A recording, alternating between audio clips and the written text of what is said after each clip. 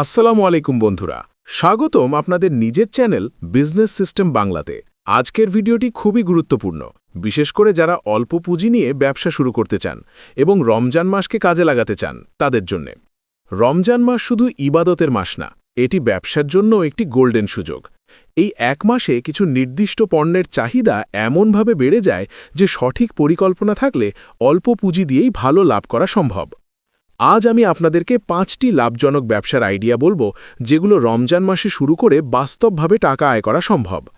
আমি শুধু আইডিয়া বলবো না, শুরু থেকে শেষ পর্যন্ত বলবো কত টাকা লাগবে, কোথা থেকে মাল আনবেন, কিভাবে বিক্রি করবেন, কত লাভ হতে পারে, ঝুঁকি কি এবং কিভাবে সেই ঝুঁকি কমাবেন।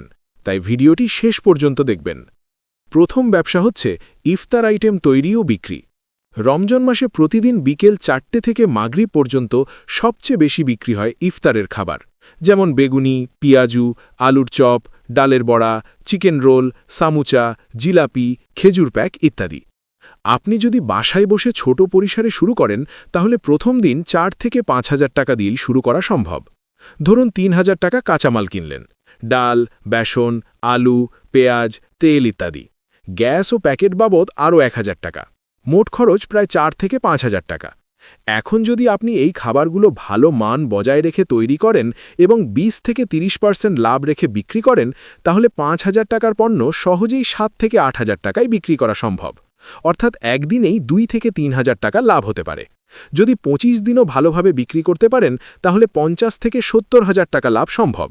বিক্রি করতে পারেন মসজিদের সামনে, বাজারের পাশে, স্কুল বা মাদ্রাসার সামনে, অথবা বাসার সামনে একটি ছোট টেবিল বসিয়ে। অনলাইনেও লোকাল ফেসবুক গ্রুপে পোস্ট দিতে পারেন। তবে এখানে সবচেয়ে গুরুত্বপূর্ণ বিষয় হচ্ছে পরিচ্ছন্নতা। খাবারের মান ভালো না হলে কাস্টমার একদিন কিনবে, দ্বিতীয় দিন আর আসবে না। তাই অল্প বানান, বিক্রি বুঝে ধীরে ধীরে বাড়ান।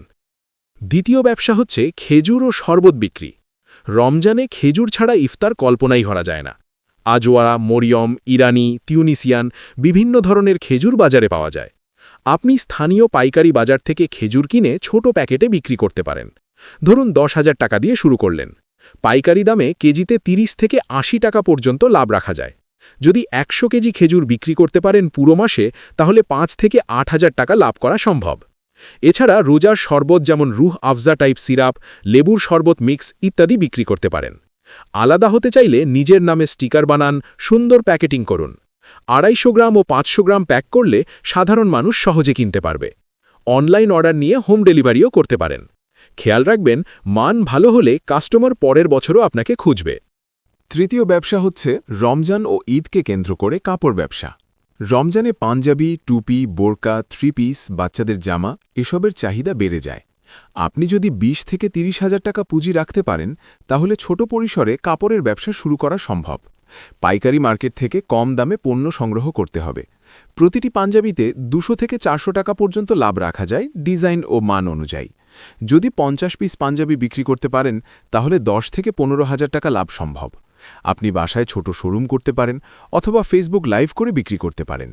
লাইভে সরাসরি কাস্টমারের সাথে কথা বললে বিশ্বাস বাড়ে। তবে এখানে বড় ভুল হচ্ছে বেশি স্টক নিয়ে ফেরা। শুরুতে কম আনুন, বিক্রি দেখে আবার আনুন। চতুর্থ ব্যবসা হচ্ছে সেহরি ফুড ডেলিভারি। অনেক ছাত্র, ব্যাচেলার বা কর্মজীবী মানুষ সেহরিতে রান্না করতে পারেন না।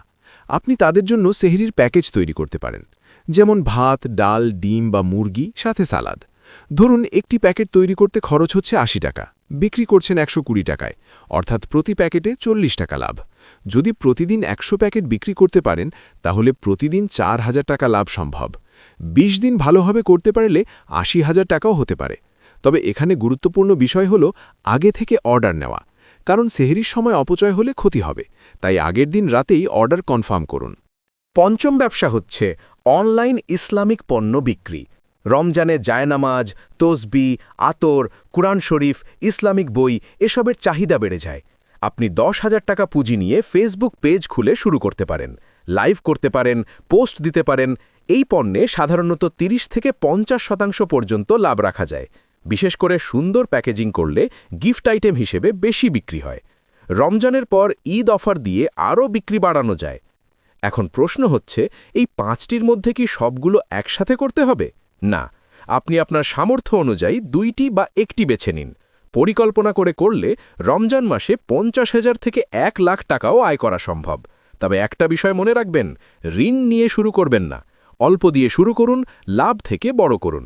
কাস্টমারের সাথে ভালো ব্যবহার করবেন।